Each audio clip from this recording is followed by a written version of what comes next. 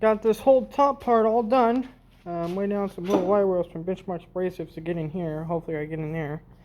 And then that's little stuff like that.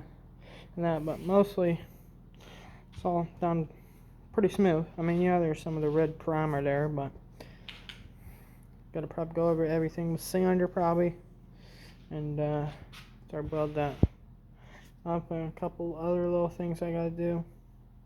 I mean, I would like to try to grind that down a little smoother, but I mean,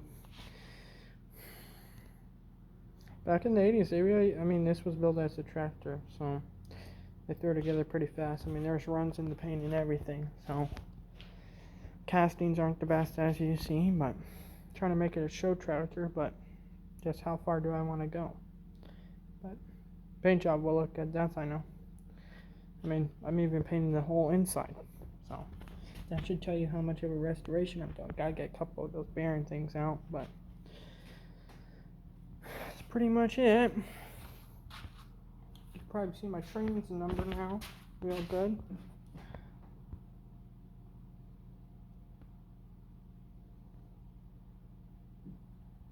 There.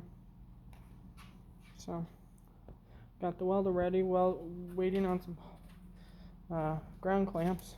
Show up for that and a plasma cutter. Got the chain re-rigged so it goes from there now down. Helps it so it doesn't slip. So, alright. Well, I think I'm gonna go start laying out the new wire for the SL250 new harness.